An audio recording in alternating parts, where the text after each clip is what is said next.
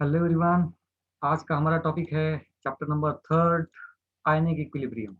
वही सीरीज है हमारी जहाँ पे हम स्टेट बोर्ड के बारे में बात करते हैं, स्टेट बोर्ड के बुक के बारे में बात करते हैं, चैप्टर वाइज रिवीजन देते हैं। तो ज़्यादा टाइम नहीं गवाते हुए एकदम स्टार्ट करते हैं। चलिए, so first part is introduction. Introduction में आयनिक इक्विलिब्रियम में होता क्या है बेसिकली, टाइटल को पहले समझेंगे। आयनिक मतलब आयंस होने चाहिए, पॉजिटिव या निगेटिवली चार्ज, दो ही टाइप के आयन होते हैं। इक्विलिब्रियम मतलब वो जो डिसोसिएशन की रिएक्शन होती है वो इक्विलिब्रियम में रहेगी मोस्ट ऑफ द टाइम पे। तो अगर इक्विलिब्रियम में है तो कैसे होगा, क्या होगा, तो इस टाइप के बारे में ये पूरा चैप्टर है। So H plus OH minus ions are ionised water molecule. Water molecule को आप आयोनाइज करोगे तो H प्लस OH माइनस बनता है, लेकिन वाटर जनरली डिसोसिएट नहीं होता। एसिड डिसोसिएट होते हैं, H plus OH minus ions देते हैं, ठीक है, एसिड्स एंड बेस रिस्पेक्टिवली। लेकिन जो वीक एसिड और वीक बेस होते हैं वो 100% डिसोसिएट नहीं होते, वो इनकम्प्लीट डिसोसिएशन में चले जाते हैं। तो ये उनका कहने का पहला पॉइंट था। ये next point is reaction between ions and salts. देखिए सॉल्ट्स भी 100% डिसोसिएट होता है। सो 100% डिसोसिएट मतलब जितने भी सॉल्ट्स है, NaCl, जितने भी आप मॉलिक्यूल डालोगे वो near about 100% Na plus and Cl minus में कन्वर्ट हो जाएंगे या रिस्पेक्टिव आयंस में कन्वर्ट हो जाएंगे, ठीक है। सो ये एक नेक्स्ट पॉइंट है। Types of electrolytes, there are basically two types of electrolytes, strong and weak electrolyte. Okay, strong electrolytes मतलब ऐसे इलेक्ट्रोलाइट्स जो 100% डिसोसिएशन में चले जाते हैं। फॉर एग्जांपल NaCl, जो जितने भी आप NaCl डालोगे वो 100% Na plus and Cl minus में चले जाएंगे। एंड वीक इलेक्ट्रोलाइट आप जितने भी वो मॉलिक्यूल डालेंगे, फॉर एग्जांपल एसिटिक एसिड, उसमें से अगर 100 मॉलिक्यूल डालेंगे तो maximum molecules as it is form में रहेंगे और थोड़े बहुत मॉलिक्यूल्स डिसोसिएशन में चले जाते हैं, उसको कहा है वीक इलेक्ट्रोलाइट, ठीक है। सो नेक्स्ट यहाँ पे सबसे ज्यादा बात हम वीक इलेक्ट्रोलाइट के बारे में करेंगे। जो कि वीक इलेक्ट्रोलाइट है उसका जो डिनोट करते हैं वो इस एरो से डिनोट करते हैं, डबल हेडेड एरो से उसको डिनोट किया जाता है। ओके, तो आगे बात करते हैं इसी पॉइंट पे, degree of dissociation specially for weak electrolyte. Strong electrolyte का degree of dissociation near about 100% होता है। ओके, तो डिग्री ऑफ डिसोसिएशन सबसे पहले क्या है। तो अगर हमने 100 मॉलिक्यूल लिए उसमें से कितने मॉलिक्यूल डिसोसिएट हो गए, इस रेशो को कहते हैं डिग्री ऑफ डिसोसिएशन। अगर परसेंटेज में लेकर लिया जाए तो परसेंट डिसोसिएशन, मतलब अगर 100 मॉलिक्यूल्स ले रहे हैं उसमें से 30 डिसोसिएट हो गए तो डिग्री ऑफ डिसोसिएशन 30% हो गई, ठीक है, उसी हिसाब से। सिंपल आगे फॉर्मूला है किसी का। Next point, acids and basis. बहुत सारी थ्योरीज थी एसिड्स एंड बेसिस पे। तो पहली थ्योरी अरेनियस थ्योरी थी। अरेनियस थ्योरी कहती है कि जो H कंपाउंड H प्लस देगा वो एसिड, जो कंपाउंड OH माइनस देगा सॉल्यूशन में वो बेस। सिंपल सी थ्योरी, उसके कुछ एग्जांपल्स भी यहाँ पे है, ठीक है, बेस जो OH माइनस देगा। Next, Bronsted and Lowry theory. Bronsted and Lowry theory, यहाँ पे उन्होंने क्या कहा था कि एसिड्स मतलब जो H प्लस देते हैं या फिर OH माइनस एक्सेप्ट करते हैं, ठीक है, H प्लस देते हैं या OH माइनस एक्सेप्ट करते हैं, उसको एसिड कहा गया। और बेस किसे कहा गया, जो OH माइनस देते हैं या फिर H प्लस एक्सेप्ट करते हैं, उसको बेस कहा गया। अमोनिया उसका well known example. Third theory was Lewis dot theory. Lewis theory जहाँ पे उनका उनका कहना क्या है, लोन पेयर के बेसिस पे थ्योरी थी। एसिड किसे कहते हैं, lone pair acceptor is a acid, and base किसे कहते हैं, lone pair donor is a base. Ammonia उसमें से नाइट्रोजन लोन पेयर देता है तो वो बेस हो गया, सिंपल सी थ्योरी। आगे बढ़ेंगे तो amphoteric nature of water. Water का amphoteric nature in the sense water acid की तरह भी काम कर सकता है, बेस की तरह भी काम कर सकता है। वो H प्लस भी दे सकता है, OH माइनस भी दे सकता है, या H प्लस भी एक्सेप्ट कर सकता है, OH माइनस भी एक्सेप्ट कर सकता है। तो इसी हिसाब से, या फिर आप सिंपली ऐसा कहिए कि वाटर एसिड के साथ भी रिएक्ट कर सकता है, बेस के साथ भी रिएक्ट कर सकता है, इसलिए इसको एम्फोटेरिक नेचर कहा गया है वाटर को। Next one, ionisation of acids and bases. Bases का एसिड्स और बेसिस का आयनाइजेशन। देखिए जब भी एसिड या बेस आप वाटर में डाल दोगे तो वो डिसोसिएशन में चले जाएंगे, H plus and Cl minus, example वहाँ पे है HCl का, NaOH का Na plus and OH minus, तो उसी को हम कहते हैं आयनाइजेशन। ओके, एसिड और बेसिस। स्ट्रॉन्ग एसिड 100% आयनाइजेशन में जाते हैं, वीक एसिड कंप्लीट आयनाइजेशन या 100% आयनाइजेशन में नहीं जाते।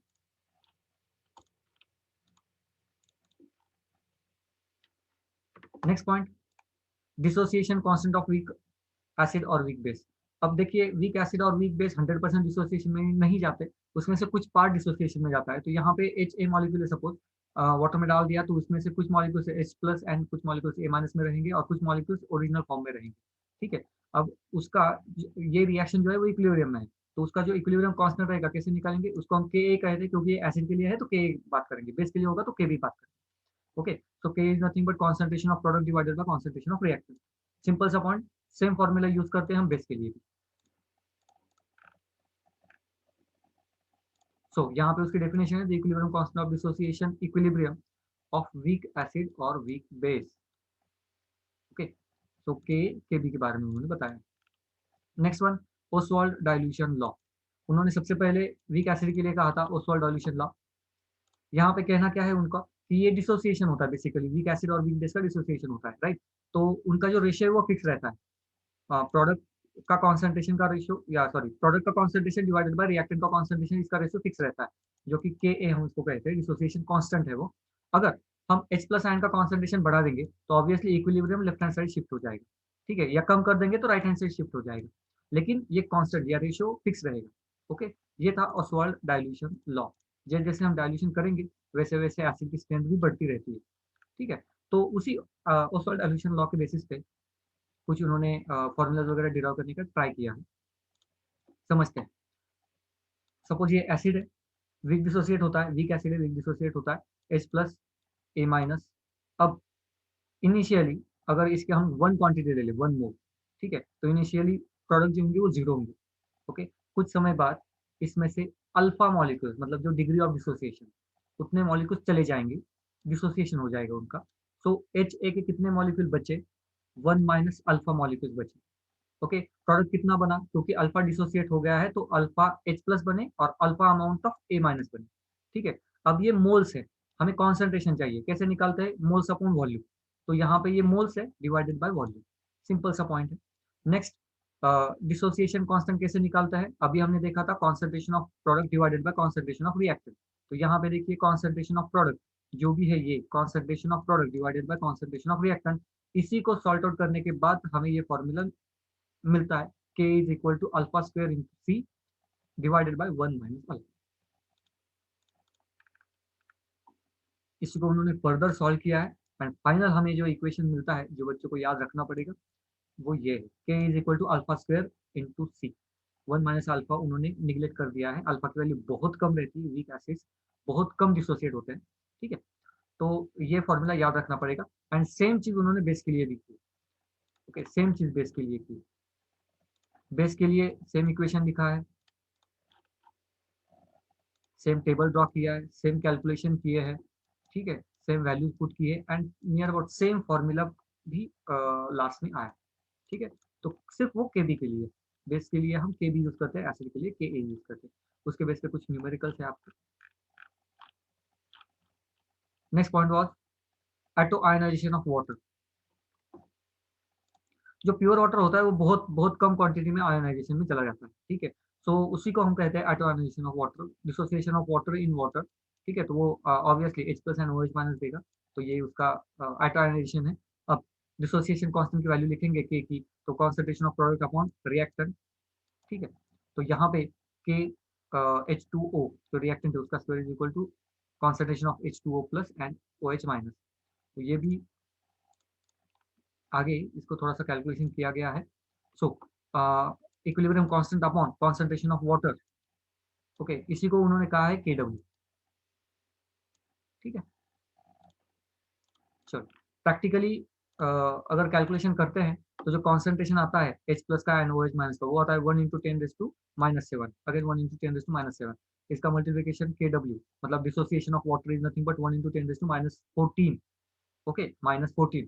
ये डिसोसिएशन है. और इसी का आप लॉज, नेगेटिव लॉज वगैरह निकाल के पीएच भी कैलकुलेट कर सकते हैं. और हमें मालूम है पीएच का मैक्सिमम वैल्यू रहती है 14. ये कहाँ से आई 14 की पीएच की वैल्यू, यहाँ से आई वाटर के डिसोसिएशन के बारे में, ठीक है. पीएच से हम एसिड की स्ट्रेंथ निकालते हैं, लेकिन कौन से सॉल्यूशन में, वाटर के सॉल्यूशन में, वाटर में.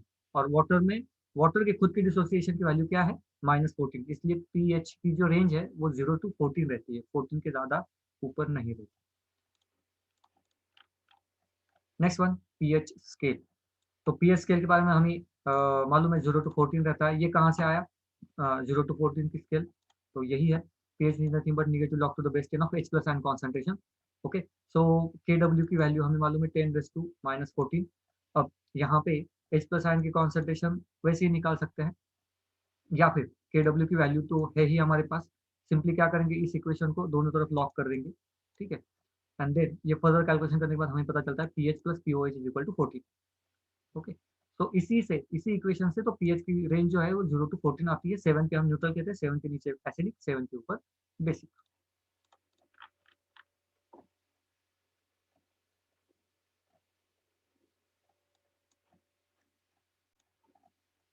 नेक्स्ट पॉइंट है acidic, basic and neutrality of aqueous solution. एकदम सिंपल है। 7 पीएच अगर 7 होगा तो न्यूट्रल।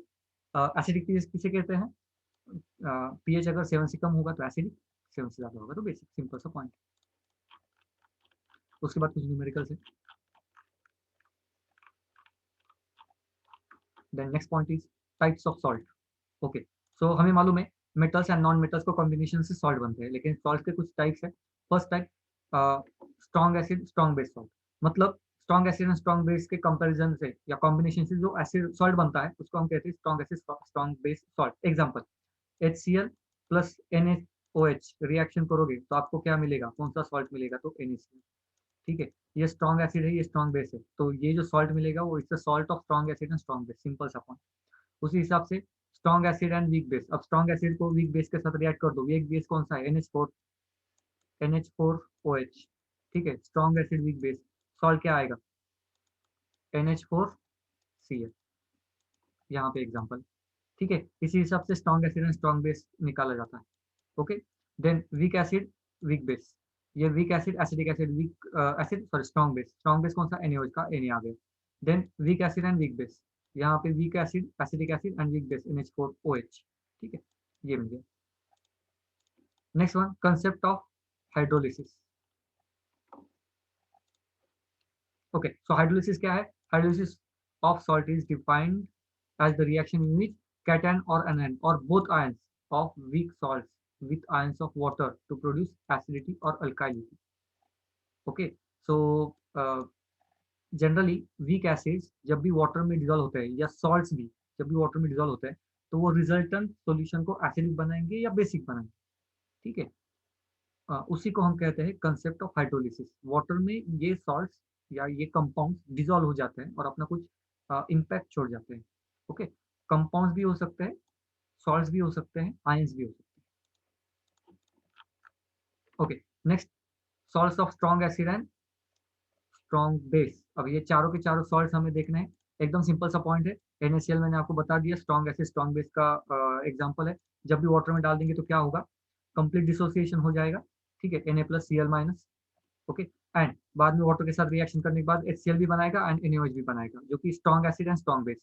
ओके, फिर से इन दोनों के बीच में रिएक्शन हो गई तो सॉल्यूशन में हमें सिर्फ आयंस मिलेंगे, बाकी कुछ भी नहीं मिलेगा। अगर ये स्ट्रॉन्ग एसिड है, ये भी स्ट्रॉन्ग बेस है, रिजल्टेंट सॉल्यूशन का पीएच ये 7 ही रहेगा। ओके, 7 ही रहेगा क्योंकि दोनों भी डोमिनेटिंग है, स्ट्रॉन्ग एसिड भी है एंड स्ट्रॉन्ग बेस भी है। ओके, ये सिंपल सा point. Next point, strong acid and weak base. अब यहाँ पे देखिए डोमिनेटिंग कौन है? Strong acid dominating. ओके, तो यहाँ पे एक एग्जांपल दिया गया है salt of strong acid strong base का, तो CuSO4। तो यहाँ पे देखिए स्ट्रॉन्ग एसिड कौन था? H2SO4 and weak base CuOH twice. उनसे रिएक्शन से जो सॉल्ट बनता है वो CuSO4, डिसोसिएशन होगा तो Cu2 प्लस SO4 2-। ओके, अब होता क्या है यहाँ पे? बेस वीक है। वीक बेस मतलब वो 100% डिसोसिएशन में नहीं जाएगा, तो क्या करेगा वो बेस? वाटर के साथ रिएक्शन परफॉर्म करके कुछ आयंस अपने ओरिजिनल स्टेट में चले जाएंगे। ठीक है, और बाय प्रोडक्ट में क्या मिलता है वो इंपॉर्टेंट है। बाय प्रोडक्ट में हमें मिलता है एसिड H+ आयंस। ठीक है, क्यों? क्योंकि बेस वीक है। इससे होता क्या है? एसिड की स्ट्रेंथ सॉल्यूशन में बढ़ जाती है। इसीलिए CuSO4 सॉल्यूशन हम वाटर में डिसॉल्व करेंगे तो उसका रिजल्टेंट पीएच ये एसिडिक होगा, क्योंकि बेस वीक है। स्ट्रॉन्ग कौन है? एसिड स्ट्रॉन्ग है। ठीक है, चलो next one, salts of weak acid and strong base. Salt of weak acid and strong base. यहाँ पे स्ट्रॉन्ग कौन है? बेस है, याद रखिएगा। वीक एसिड एसिडिक एसिड लिया, स्ट्रॉन्ग बेस NaOH ले लिया। ठीक है, वाटर में जाएंगे तो डिसोसिएट हो जाएंगे, क्योंकि सॉल्ट है तो 100% डिसोसिएट हो जाएगा, लेकिन उसमें जो आयंस बनेंगे, याद रखिएगा एसिड वीक है। ओके, तो ये जो आयन बनेगा जो कि वीक एसिड का है वो वाटर के साथ रिएक्ट करके अपना ओरिजिनल एसिड बनाने का ट्राई करेगा, क्योंकि ये तो 100% डिसोसिएट होते नहीं है वीक एसिड। ठीक है, ओरिजिनल फॉर्म में चले जाएंगे। रिजल्ट क्या होता है? सॉल्यूशन में बनेगा क्या? बनेगा OH। ठीक है, एसिड वीक है तो सॉल्यूशन में बनेगा जो कि स्ट्रॉन्ग है, बेस स्ट्रॉन्ग है तो OH- बनेगा। ठीक है, तो रिजल्टेंट सॉल्यूशन हो गया बेसिक। ठीक है, बेसिक सोल्यूशन हो गया। And last point, last salt है, salt of weak acid and weak base. अब यहाँ पे दोनों भी वीक है तो कह नहीं सकते कि सोल्यूशन एसिडिक बनेगा कि बेसिक बनेगा। ये डिपेंड करता है कि सबसे ज्यादा कंपेरेटिवली सबसे ज्यादा कौन ज्यादा वीक है। जो ज्यादा वीक होगा उसके अपोजिट आयंस बनेंगे। तो यहाँ पे हम परफेक्टली नहीं कह सकते कि पीएच का पीएच कौन सा होगा या कैसे होगा। तो ये एसिडिक स्ट्रेंथ पे डिपेंड है कि यहाँ पे तीन ही कंडीशन हो सकती है। के ग्रेटर होगा तो एसिडिक सोल्यूशन होगा, के ए स्मॉल होगा मतलब के बी स्ट्रॉन्ग, के ए वीक होगा के बी स्ट्रॉन्ग होगा तो बेसिक, एंड दोनों भी इक्वल होगी तो न्यूट्रल। तीनों भी कंडीशन यहाँ पे हो सकती है। ओके, यहाँ पे कुछ एग्जांपल दिए है के ए के बी को कंपेयर करके हम आराम से बता सकते हैं कि कौन सा स्ट्रॉन्ग है कौन सा वीक है।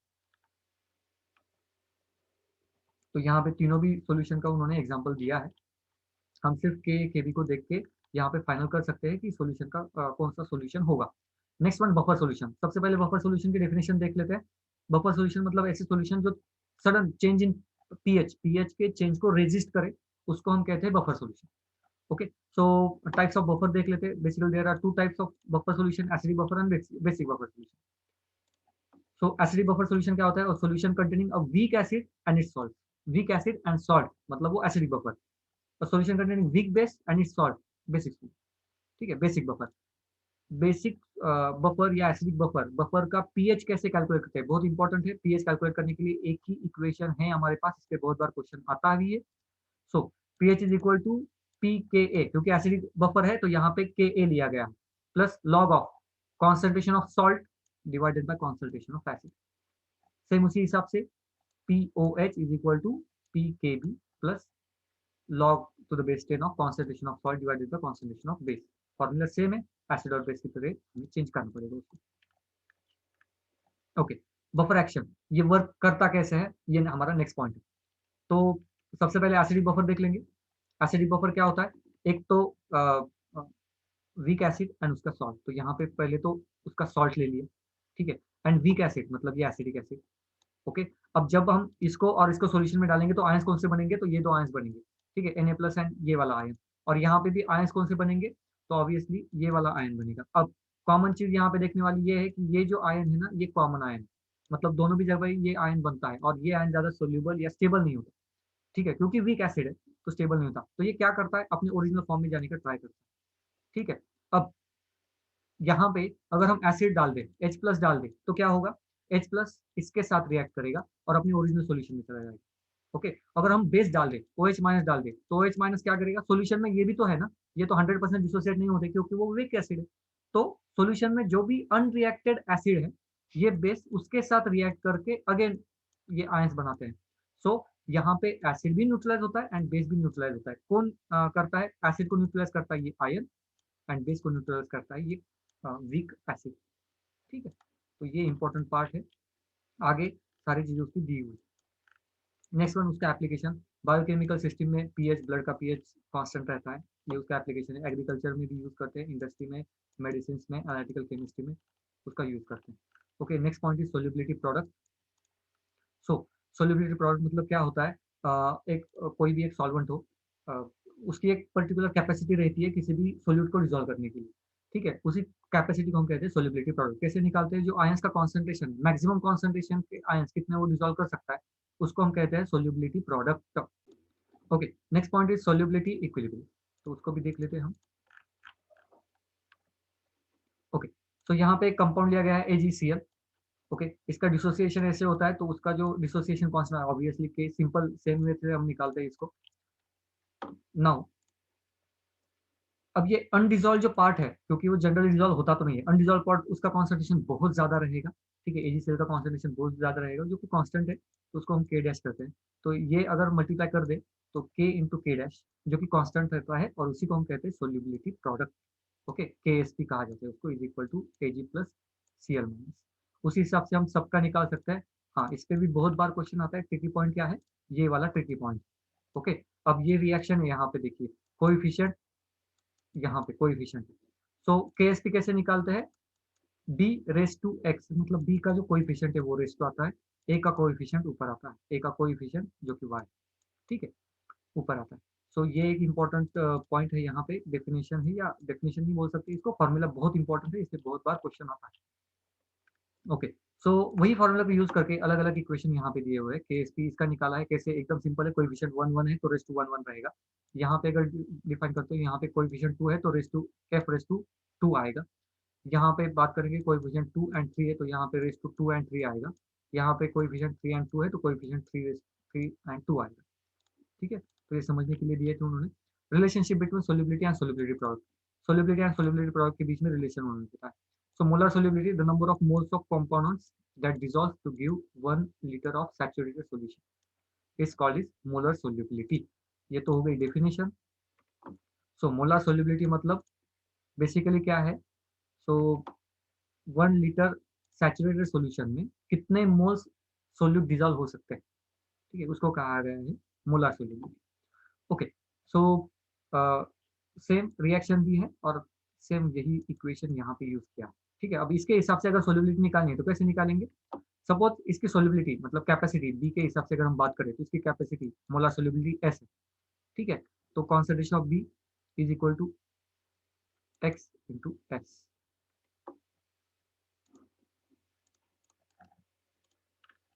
ओके, सो ऑब्वियसली यहाँ पे एक्स क्या है, ये कोएफिशिएंट है।